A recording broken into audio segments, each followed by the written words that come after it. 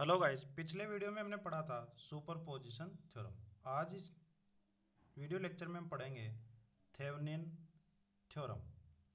तो सबसे पहले थेवेनिन थ्योरम का स्टेटमेंट देखते हैं। तो थेवेनिन थ्योरम के अनुसार यदि कोई भी लीनियर नेटवर्क सर्किट है तो उसको हम एक इक्विवेलेंट सर्किट से रिप्लेस कर सकते हैं, जहां पर जो इक्विवेलेंट नेटवर्क होगा उसमें आपका एक वोल्टेज सोर्स होगा और उसके साथ सीरीज में एक रेजिस्टेंस होगा।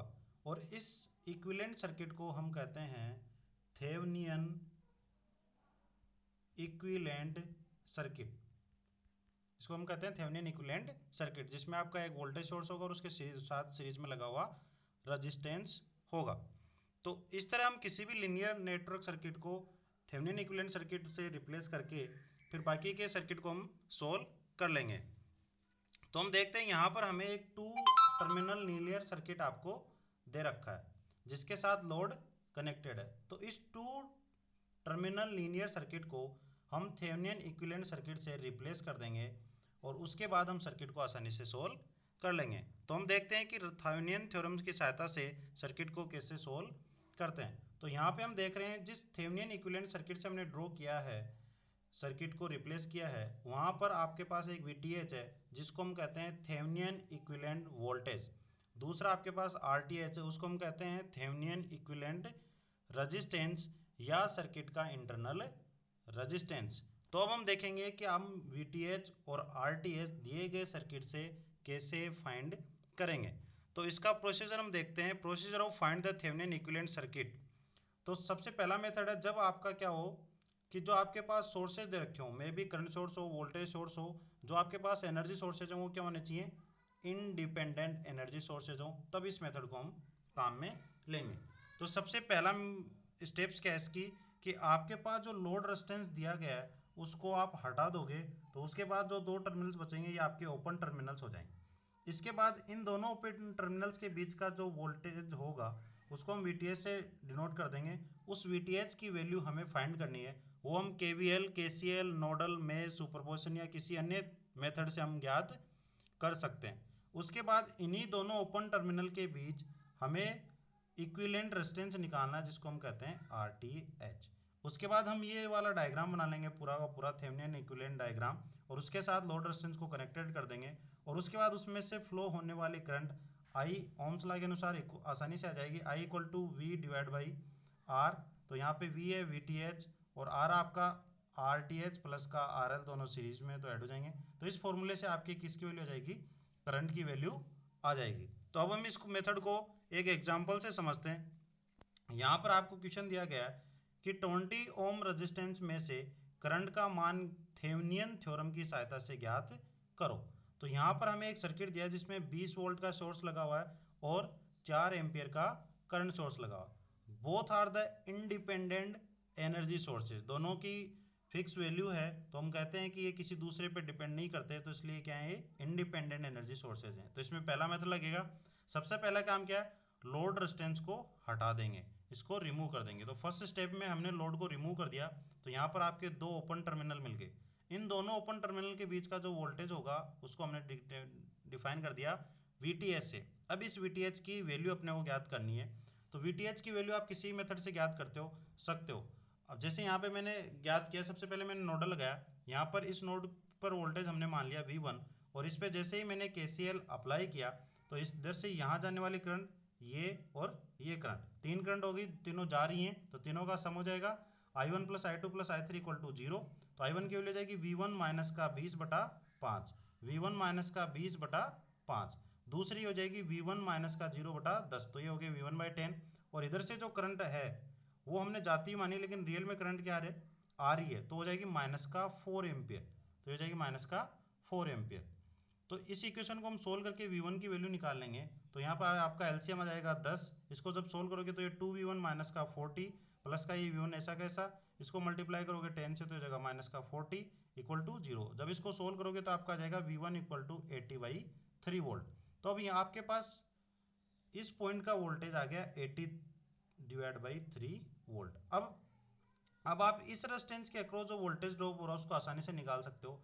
हमने करंट मानी ये जो कितनी है, माइनस का 4 एम्पियर। तो तो इस पे जो वोल्टेज होगा उसको हमने मान लिया V10। तो V10 की वैल्यू क्या हो जाएगी, ओम्स लॉ के अनुसार V equal to I R, तो I की वैल्यू है -4, R की वैल्यू है 10, तो ये हो गया -40 वोल्ट। तो अब आपको पता है कि यहाँ का जो वोल्टेज ड्रॉप है वो आपका -40 वोल्ट, जिसमें आपका सिंबल है यहाँ पे प्लस और यहाँ पे माइनस, और इस जो वोल्टेज करंट सोर्स आपको है इस पे जो वोल्टेज है वो आपका है VTH, ये प्लस का साइन और ये माइनस का साइन, और जो ये रेजिस्टेंस है इसके अक्रॉस जो वोल्टेज ड्रॉप होगा वो आपका V1 के इक्वली होगा, जो होगा 80/3। तो इस जो आपका ये मेश बन रहा है, इस मेश में आप क्या कर सकते हो, KVL अप्लाई करके आसानी से VTH की वैल्यू निकाल सकते हो। देखो दूसरा सर्किट मैं आपको दिखाता हूँ। ये वाला सर्किट आपका बन गया जिसमें आपका 10 ओम के अक्रॉस जो वोल्टेज ड्रॉप आ रहा है -40 वोल्ट आ रहा है, इसके अक्रॉस जो आ रहा है आपका V1 80/3 वोल्ट, वोल्ट होगा यहाँ पे वोल्टेज है, और ये जो आपका ये VTH है। अब इसमें जैसे मैं इसमें KVL लगाऊंगा तो इसमें क्या हो जाएगा आपका V1, यहाँ पे आप इसका या तो पहला साइन माइनस ले लो या दूसरा साइन प्लस ले लो, तो मैंने दूसरा साइन लिया है, दूसरा साइन क्या है इसका प्लस, तो आ जाएगा प्लस का V1, फिर इसका दूसरा साइन यहाँ पे प्लस है यहाँ पे माइनस है, तो इसका दूसरा साइन क्या है माइनस, माइनस का V10, इसके अक्रॉस जो वोल्टेज ड्रॉप है उसको मैंने नोट कर दिया V10 से, फिर यहाँ पे इसका दूसरा साइन क्या आएगा माइनस का VTH इक्वल टू क्या हो जाएगा 0। जैसे इस मेश में KVL लगा दिया मैंने तो आपके पास इक्वेशन आ गई V1 माइनस का 10 माइनस का VTH इक्वल टू 0। अब V1 की वैल्यू आपके पास 80/3 माइनस का V10 की वैल्यू माइनस का 40, तो ये माइनस का 40 माइनस का VTH इक्वल टू 0। ये माइनस माइनस हो जाएगा प्लस, और माइनस VTH को उस साइड ले जाओगे तो हो गया प्लस का, और ये दोनों हो गए ऐड 80/3 प्लस का 40, तो इसका एलसीएम आएगा 3, जिसको जब सोल्व करोगे तो ये 80 प्लस का 4 3 12 120, तो 80 प्लस 120/3 बराबर 200/3। तो VTH की वैल्यू जो आपकी आ गई वो आ गई 200/3 वोल्ट।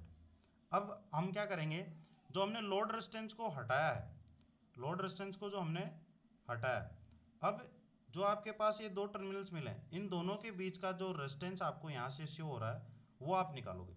इसको फाइंड करने के लिए आप क्या करते हो, जो आपका करंट सोर्स है, जो आपका करंट सोर्स है उसको आप कर देते हो ओपन सर्किट, और जो आपका वोल्टेज सोर्स है उसको आप कर दोगे शॉर्ट सर्किट। तो मैं इसको शॉर्ट सर्किट कर दूंगा और इसको कर दूंगा ओपन सर्किट। तो आपका जो डायग्राम बनेगा वो कुछ इस तरह से बनेगा, ये रहा, ये आपका यहाँ पे दो ओपन टर्मिनल्स हैं A और B, उनके बीच का रेजिस्टेंस अपने को RTH निकालना है। यहाँ पे जो करंट सोर्स था उसको मैंने कर दिया ओपन, तो वो रिमूव हो गया।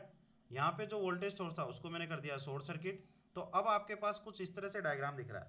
RTH निकालना तो आपको देख रहे हो आसानी से कि ये जो 10 ओम रेजिस्टेंस है ये सीरीज में कनेक्टेड है किसके साथ, 5 और 10 ओम के पैरेलल कॉम्बिनेशन के साथ। तो आपका RTH इक्वल टू होगा 10 प्लस 10 पैरेलल विद 5। तो इसको 10 और पैरेलल में जो 5 ओम का रेजिस्टेंस है उसका आप कॉम्बिनेशन को सोल्व करोगे तो आएगा 50/3। फॉर्मूला आपको पता R1 R2 divide by R1 plus R2, तो उससे सोल्व करोगे तो ये आ जाएगा आपका 50/5 15।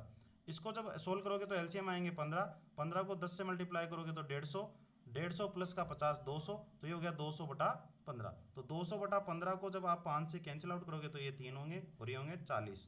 तो आपका RTH की वैल्यू यहाँ से आ जाती है, RTH की आपकी वैल्यू आ जाती है 40/3 ओम।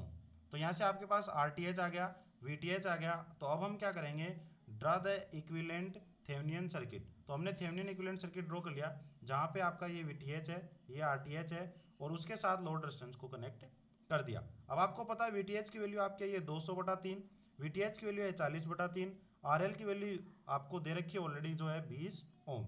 अब इसमें से जो करंट फ्लो हो रहा I, उसकी हमें वैल्यू याद करनी है। तो आप आसानी से इसमें KVL लगा सकते हो या ओम्स लॉ से सीधा या डायरेक्टली आपको दिख रहा है कि V डिवाइड बाई R फॉर्मूले से आप I की वैल्यू निकाल सकते हो। तो V आपका जो है वो VTH है, R जो है आपका दो रेजिस्टेंस है दोनों सीरीज में, तो सीधे सीधे ऐड हो जाएंगे RTH प्लस का RL। तो आपका I इक्वल टू क्या हो जाएगा V divide by RTH plus का RL। अब V की वैल्यू आपके पास है, ये VTH कर लो, इसको VTH divide by RTH plus का RL। तो I इक्वल टू हो गया V डिवाइड V की VTH की वैल्यू आपकी कितनी है 200/3 वोल्ट, तो मैंने यहाँ पे रख दी 200/3। RTH की वैल्यू है 40/3, तो मैंने यहाँ पे रख दी 40/3। RL की वैल्यू है 20, तो मैंने यहाँ पे रख दी 20। अब जब इसको एलसीएम लेके सोल्व करोगे तो नीचे हो जाएगा 40 प्लस 60/3, ऊपर हो जाएगा 200/3, 3 से 3 कैंसिल आउट हो जाएगा, तो आ जाएगा 200/100। तो I की आपकी वैल्यू आ जाएगी 2 एम्पियर। और क्वेश्चन में यही पूछा गया है कि जो आपका 20 ओम का रेजिस्टेंस है उसमें से कितना करंट फ्लो होगा, तो कितना करंट फ्लो होगा 2 एम्पियर। तो आपका जो क्वेश्चन आपको दिया गया था एग्जाम्पल में हमने जो क्वेश्चन लिया इसमें आपको इस 20 ओम रेजिस्टेंस में से करंट की वैल्यू निकालनी थी जो आपकी आ गई थेवेनिन थ्योरम के अनुसार 2 एम्पियर। तो इस तरह से आप किसी भी लीनियर सर्किट को थेवेनिन इक्विवेलेंट सर्किट से रिप्लेस करके और उसमें जिस वोल्टेज अक्रॉस एलिमेंट पूछा है या उसमें से फ्लो होने वाला करंट पूछा है तो उसको आप आसानी से ज्ञात कर सकते हो। आज इस वीडियो लेक्चर में हम इतना ही पढ़ेंगे। नेक्स्ट वीडियो लेक्चर में हम देखेंगे जब किसी सर्किट में डिपेंडेंट और इंडिपेंडेंट दोनों तरह के सोर्सेज हों तो आप उसमें कैसे सर्किट को सोल्व करोगे। तो आज के लिए इतना ही, धन्यवाद।